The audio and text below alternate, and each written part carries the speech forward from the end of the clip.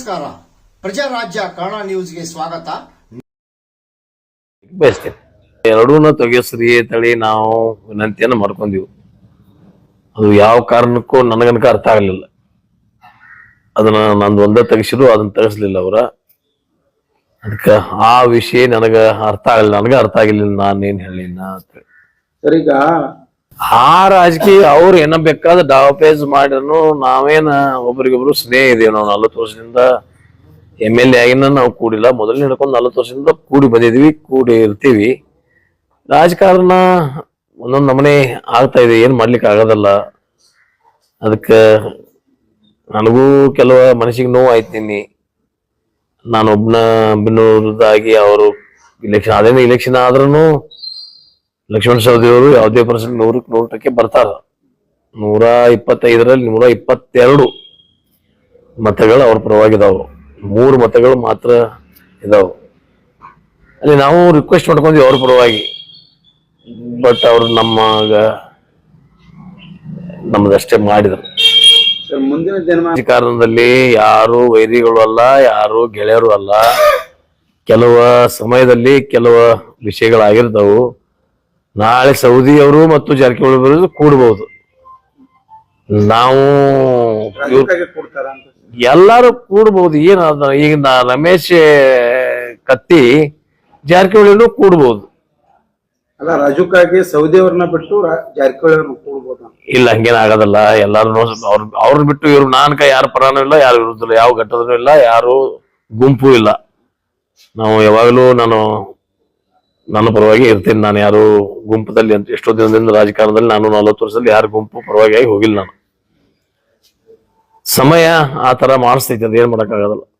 ಅವಿರೋಧವಾಗಿ ಆಯ್ಕೆ ಆದ್ರೆ ಸೌದಿ ಒಂದ್ ಬನ, ಜಾರಕಿಹೊಳಿ ಒಂದ್ ಬನ ಆದ್ರೆ ಸರ್ ತಮ್ಮ ಹಂಗೇನ್ ಆಗೋದಲ್ಲ. ಆಗಲ್ಲ. ಸರಿ, ಈಗ ಇದನ್ನ ನಿಜವಾಗಿ ನೋಡಿದ್ರಂದ್ರ ರಾಜಕಾರಣದಲ್ಲಿ ಜಾತೀಯತೆ ಬರಬಾರ್ದು. ಯಾವ ಒಳ್ಳೆ ವ್ಯಕ್ತಿ ಅದನು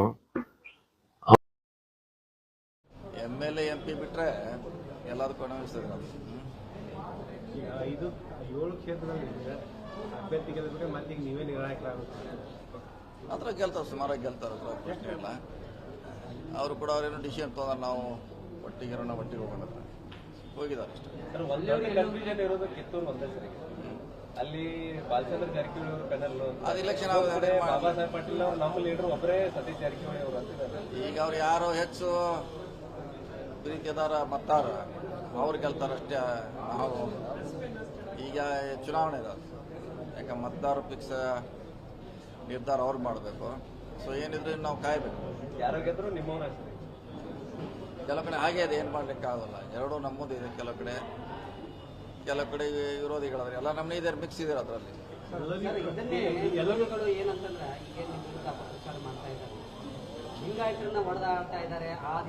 ಯಾರು ಹೇಳಿದ್ರೆ ಯಾರು ಅವ್ರ ಹೆಸರು ಹಾಗೆ ಚರ್ಚೆ ಆಗಿ ಉತ್ತರ ಕೊಡ್ಲಿಕ್ಕೆ ಆಗಲ್ಲ. ಅವ್ರ ಚರ್ಚೆ ದಿವಸ ಏನಾದ್ರು ಟ್ಯಾಕ್ಸ್ ಇಲ್ಲ, GST ಇಲ್ಲ, ಅದಕ್ಕೆ ಇನ್ಕಮ್ ಟ್ಯಾಕ್ಸ್ ಇಲ್ಲ, ಅದಕ್ಕೆಲ್ಲ ಉತ್ತರ ಕೊಡ್ಲಿಕ್ಕೆ ಆಗಲ್ಲ. ಅದೆಲ್ಲ ಹೇಳೋರು ಅಷ್ಟೇ, ಅದಕ್ಕೆಲ್ಲ ಉತ್ತರ ಕೊಡಕ್ಕಾಗಲ್ಲ.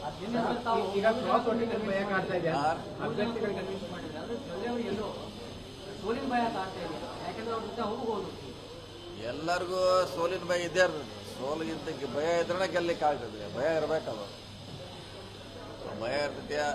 ಅತ್ಯಂತ ಹೆಚ್ಚು ಲೀಡ್ನಿಂದ ಗೆಲ್ತಾರ ಅವರು, ಪ್ರಶ್ನೆ ಇಲ್ಲ. ಒಂದೊಂದು ಹೋಟ್ ಕೂಡ ಕ್ರಾಸ್ ವೋಟಿಂಗ್ ಅದು ಬಹಳ ಪರಿಣಾಮ ಆಗುತ್ತೆ. ಎಲ್ಲ ಚುನಾವಣೆ ಎಲ್ಲ ಹಾಗೆ ಆಗ್ತದೆ. ಕ್ರಾಸ್ ವೋಟಿಂಗ್ ಆಗಲ್ಲ ಅಂತ ನಾವು ಹೇಳಲ್ಲ. ಎಲ್ಲ ಕಡೆ ಇದು ಚುನಾವಣೆಯಲ್ಲಿ ಆಗ್ತದೆ, ಹಾಗೆ ಆಗ್ತದೆ. ಮೊದಲಿಂದ ಅದು ಪದ್ಧತಿ ಇದೆ. ಈ ಕಡೆ ಹೋದ್ರೆ ಆ ಕಡೆ ಆಗ್ತಾರೆ, ಆ ಕಡೆ ಈ ಕಡೆ ಆಗ್ತಾರೆ. ಹುಕ್ಕೇರಿ ಮತ್ತೆ ಕ್ಷೇತ್ರ ಯಾವುದು ಕ್ರಾಸ್ ವೋಟಿಂಗ್ ನಿರೀಕ್ಷೆ ಮಾಡ್ತಾರೆ? ಎಲ್ಲ ಕಡೆ ಆಗ್ತದೆ. ಎಲ್ಲ ನಿಪ್ಪಾಣಿಲಿ ಆಗ್ಬೋದು, ಹುಕ್ಕೇರಿಲಿ ಆಗ್ಬೋದು, ರಾಮದುರ್ಗದಲ್ಲಿ ಆಗ್ತದೆ, ಬೇರೆ ಕಡೆ ಎಲ್ಲ ಕಡೆ ಆಗ್ತದೆ. ಅದೇನು ಹೊಸದೇನು ನೋಡಿದಿರಲ್ಲ ಅಂತ. ಕಾಗವಾಡ ಕ್ಷೇತ್ರಕ್ಕೆ ರಾಜುಕಾಗಿ ಅವ್ರಿಗೆ ಸಂಬಂಧಪಟ್ಟಂಗೆ ನೀವು ಕೂಡ ಮನವೊಲಿಸಿದ್ರಿ. ಕಿತ್ತೂರಲ್ಲಿ ಆತರ ಇಲ್ಲ, ಕಿತ್ತೂರಲ್ಲಿ ಆಗೋಲ್ಲ, ಹೇಳಿಲ್ಲ. ಕೆಲವಂತಿ ಏನು ಮಾಡ್ಲಿಕ್ಕೆ ಆಗಲ್ಲ. ಚುನಾವಣೆ ಆಗ್ತದೆ, ಮುಂಚೆನೇ ಹೇಳಿದ್ವಿ ನಾವು. ಕೆಲವು ಕಡೆ ಅನಿವಾರ್ಯ ಚುನಾವಣೆ ಆಗ್ತದೆ. ಯಾರಿಗೆ ಹೆಚ್ಚು ಆಶೀರ್ವಾದ್ರೆ ಅವ್ರು ಆರಿಸ್ಕೊಳ್ತಾರೆ ಅಷ್ಟೇ. ಪ್ರಚಾರ ಏನಿಲ್ಲ. ಅವ್ರವ್ರು ಯಾರಿಗೆ ಡೆಲಿಗೇಟ್ ತೊಗೊಂಡಾರ, ಅವ್ರು ಯಾರಿಗೂ ಹಾಕ್ಬೇಕಂತ ಅವ್ರು ನಿರ್ಧಾರ ಮಾಡೋದು. ಆ ಥರ ಏನು ಪ್ರಚಾರ ಮಾಡುವಂಥದ್ದು ಏನು ಅಲ್ಲಿ ಅವಶ್ಯಕತೆ ಇಲ್ಲ. ಏನಿಲ್ಲ, ನೋಡಿ ಪ್ರಯತ್ನ ಮಾಡ್ತೀವಿ ಅಷ್ಟೇ. ರಾಮದುರ್ಗ ಕ್ಷೇತ್ರಕ್ಕೆ ಅಶೋಕ್ ಪಟ್ಟಣ್ ಅವ್ರಿಗೆ ಪಾಪ ಸೋಲಿನ ಭಯ ಇಟ್ಕೊಂಡು ಇರಬೇಕಾಯ್ತು, ಇದ್ರೆ ಅವರೇ ಗೆಲ್ತಾರೆ. ಇದ್ರೆ ಏನ್ ಮಾಡಿದ್ರು ಅವ್ರನ್ನ? ಮಂತ್ರಿ ಆಗೋಕೆ ನನಗೆ ಅಡ್ಡ ಬಂತು. ಡಿಸಿಸಿ ಬ್ಯಾಂಕ್ ಅಲ್ಲಿ ಸೋತನೆ ಅಂತ ಹೇಳಿದ್ರೆ ನನ್ನ ಮಂತ್ರಿಗಳಿಗೆ ನಾಮಪತ್ರ ಮಧ್ಯಾಹ್ನ ತಮ್ಮ ಭೇಟಿ ಆದ್ರೆ ನಾವು ಹೇಳಿದ್ವಿ ಇರ್ಲಿ 19 ತಾರೀಕು ಡಿಸಿಷನ್ ಮಾಡೋ ಅಂತ ಹೇಳಿದ್ವಿ ನಾವು. ಅವ್ರು ಕೂಡ ಯಾಕೋ ಅವರು ರಿಸ್ಕ್ ಬೇಡ ಅಂತ ತಗೊಂಡಾರ. ಅಂದ್ರೆ ಈಗ ಅವರಿಬ್ರು ನಿಂತಿದ್ರೆ ಈ ಭಾಷಣ ಜಾರಕಿಹೊಳಿ ಪೆನಲ್ ಲಾಭ ಆಗ್ತಿತ್ತು ಅನ್ನೋ ಕಾರಣಕ್ಕೆ ಅವರೇ ಇದನ್ನ ಮಾಡ್ಕೊಂಡು ಇದನ್ನ ಮಾಡಿದಾರೆ. ಇಲ್ಲ, ಈಗೋರಲ್ಲಿ ಗೊಂದಲಿದೆ ರೀ, ಈಗೋರಿಗೆ ಗೊಂದಲಿದೆ ಅಲ್ಲಿ. ಯಾಕಂದ್ರೆ 2 ಪಾರ್ಟಿ ಇದೆ, ಇನ್ನೊಂದು ಇಂಡಿಪೆಂಡೆಂಟ್ ಆಗಿದೆ. ರಾಮದುರ್ಗದಲ್ಲಿ ಗೊಂದ ಇದೆ, ನೋಡೋಣ ಕೊನೆಗಳಿಗೆ ಯಾವ ರೀತಿ ಬಗೆಹರಿಸ್ತಾರ ಮುಖಂಡು ನೋಡೋಣ, ಕಾದ್ ನೋಡೋಣ. ಸೇಡು ಡಿಸಿಸಿ ಬ್ಯಾಂಕ್ ಇಸ್ಕೊಂಡ್ರಂತ ಈಗ ಚರ್ಚೆ ಆಗ್ತದೆ ರಾಜಕಾರಣದಲ್ಲಿ. ಇಲ್ಲ, ಆ ಚುನಾವಣೆ ಬಹಳ ಸೀಮಿತವಾಗಿ ಒಂದು ತಾಲೂಕಿಗೆ ಸೀಮಿತವಾದ, ಈ ಜಿಲ್ಲಾ ಮಟ್ಟದ್ದು, ಇದಕ್ಕೂ ಅದಕ್ಕೆ ಕಂಪೇರ್ ಮಾಡೋಕ್ಕಾಗಲ್ಲ. ಡಿಸಿಸಿ ಬ್ಯಾಂಕ್ ಕ್ಷೇತ್ರ ಅವಿರೋಧ ಆಗೋದಂದ್ರೆ ಇಲ್ಲ, ಮುಂಚೆಯಿಂದ ಕೂಡ ಸರ್ಕಾರ ರಂಗದಲ್ಲಿ ಕೂಡ ಇದೆ, KMF ಇದೆ, ಬೇರೆ ಬೇರೆ ಸಂಘ ಸಂಸ್ಥೆಗಳಲ್ಲಿದೆ. ಇದು ಕೂಡ ಮುಂಚೆ 1 ವರ್ಷದಿಂದ ನಾವೇ ಬಾಲಚಂದ್ರ ಜಾರಕಿಹೊಳಿ ಅವರ ನೇತೃತ್ವದಲ್ಲಿ ನಡೀತಾ ಇತ್ತು. ಅದಕ್ಕೂ ಮುಂಚೆ ಪಾರ್ಷಿಯಲ್ ಆಗಿತ್ತು, ಈಗ ಪೂರ್ಣ ಪ್ರಮಾಣದ ಅವ್ರು ನಡೆಸ್ತಾರೆ ಅಷ್ಟೇ. 9 ಕ್ಷೇತ್ರದಲ್ಲಿ ಅವಿರೋಧ ಆಯ್ಕೆ ಆಗುತ್ತೆ, ಎದುರಾಳಿಗಳಿಗೆ ಅಭ್ಯರ್ಥಿ ಹಾಕುವಷ್ಟು ಆಗಲಿಲ್ಲ ಅಂತ. ಇಲ್ಲ, ಅದೇ ಹೇಳಲ್ಲ, ಅವ್ರು 1 ವರ್ಷದಿಂದ ಬಾಲಚಂದ್ರ ಅವರು ತಯಾರಿ ಮಾಡಿದ್ರು.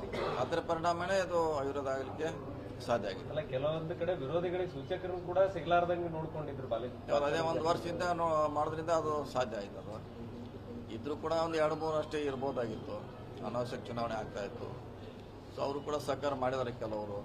ಹೀಗಾಗಿ 9 ಅವಿರೋಧ ಆಗಿ ಗೊಂದಲ ತಪ್ಪಿಸಿದೆ. ಅಥಣಿಯಲ್ಲಿ ಜಾರಕಿಹೊಳಿ ಅವರು ಗ್ರೀನ್ ಸಿಗ್ನಲ್ ಕೊಟ್ಟಿದ್ದ ಕಾರಣಕ್ಕಾಗಿ ನಾನು ಚುನಾವಣೆಗೆ ಬಂದೆ ಹೆಸರು ತಪ್ಪು ಮಾಡಿದ್ರು ಪ್ರತಿಕ್ರಿಯೆ ಬಗ್ಗೆ ತಾವು ಇಲ್ಲ, ಹೇಳಿದಿಲ್ಲ, ಈ ಚುನಾವಣೆಯಲ್ಲಿ ಅವ್ರಿಗೆ ಹೆಲ್ಪ್ ಮಾಡ್ಲಿಕ್ಕೆ ಆಗುತ್ತೆ ಮುಂಚೆನೇ ಹೇಳಿದ್ದೀವಿ, ಈಗೂ ಹೇಳ್ತೀವಿ. ಈ ಚುನಾವಣೆಯಲ್ಲಿ ನಾವು ಜೊಲ್ಲೆ ಅವ್ರ ಜೊತೆ ನಿಲ್ಲಬೇಕಾಗಿದೆ, ನಿಲ್ತೀವಿ ಅಷ್ಟೇ. ಅಥಣಿಯಲ್ಲಿ ಚುನಾವಣೆ ಆಗ್ತದೆ, ಅದಕ್ಕೆ ನೋಡಬೇಕಾದ ಅಲ್ಲಿ ವಸ್ತುಸ್ಥಿತಿ ಅದ್ರ ಬಗ್ಗೆ ನಾವು ಹೆಚ್ಚು ಗಮನ ಕೊಟ್ಟಿಲ್ಲ, ನೋಡೋಣ ಅದು.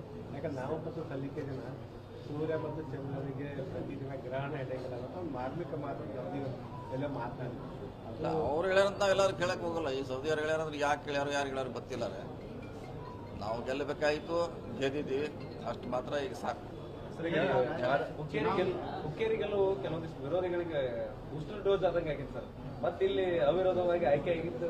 ಅಲ್ಲ, ಅದು ಬಹಳ ಸಣ್ಣದನ್ನ ಬಹಳ ದೊಡ್ಡ ಪ್ರಮಾಣದಲ್ಲಿ ಸಂಭ್ರಮಾಚರಣೆ ಆಯ್ತು ಅಷ್ಟೇ. ಸಣ್ಣದು ಆದರೆ ಉತ್ಸವ ಜಾಸ್ತಿ ಆಯಿತು ಅಷ್ಟೇ.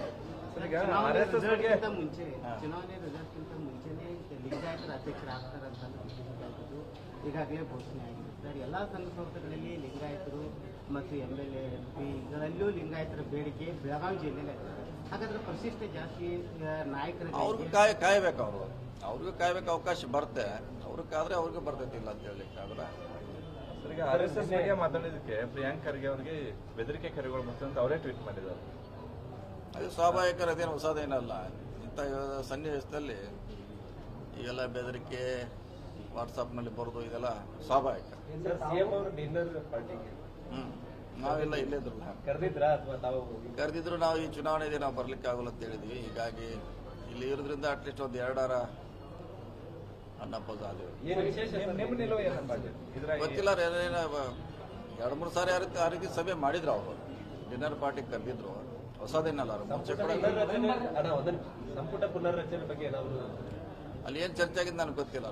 ಈಗ ಅವ್ರು ಏನು ಮಾತಾಡಿದ್ರು, ಏನು ಚರ್ಚೆ ಆಗಿದ್ದು ಗೊತ್ತಿಲ್ಲ. ಸೊ ಹೋದ್ಮೇಲೆ ಚರ್ಚೆ ಮಾಡೋಣ. ಆಗ್ಬೋದು ಸರ್, ಸಚಿವರು ಕೆಲವೊಂದಿಷ್ಟು ಜನರನ್ನ ಬದಲಾವಣೆ ಮಾಡಬೇಕು. ಇಲ್ಲ, ಅದೆಲ್ಲ ಗೊತ್ತಿಲ್ಲ. CM ಅವ್ರು ಹೇಳ್ಯಾರಲ್ಲ ಬಹಳ ಸ್ಪಷ್ಟವಾಗಿ, ಇವತ್ತು ಬಂದಿದೆ ಅವರ ಸ್ಟೇಟ್ಮೆಂಟು. ಸೊ ಅದನ್ನ ಕಾದ್ ನೋಡೋಣ. ಹೇಳ್ರಿ ಸರ್, ಈಗ ಬಹಳಷ್ಟು ಮಳೆಯಿಂದ ರಸ್ತೆಗಳು ಹಾಳಾಗಿದೆ. ತಾವು ಇವತ್ತು ಭೇಟಿ ಕೊಡ್ತಾ ಇದ್ದೀವಿ ಬೇರೆ ಬೇರೆ ಭಾಗಗಳಿಂದ. ವಿಶೇಷವಾಗಿ ಸರ್ಕಾರದಿಂದ ಏನಾದರೂ ವಿಶೇಷ ಪ್ಯಾಕೇಜ್, ಯಾಕಂದ್ರೆ ಈ ಬಾರಿ ಅತಿ ಹೆಚ್ಚು ಮಳೆ ಆಗಿರುವಂತದ್ದು, ಆ ರಸ್ತೆ ನಿರ್ಮಾಣಕ್ಕೆ ಸಂಬಂಧಪಟ್ಟಂತೆ ವಿಶೇಷವಾದಂತ ಅನುದಾನ ಈಗೇನು ತಗ್ಗುಗುಂಡಿ ಬಿದ್ದಿದ್ರೆ ಆಲ್ರೆಡಿ ಟೆಂಡರ್ ಆಗಿದೆ.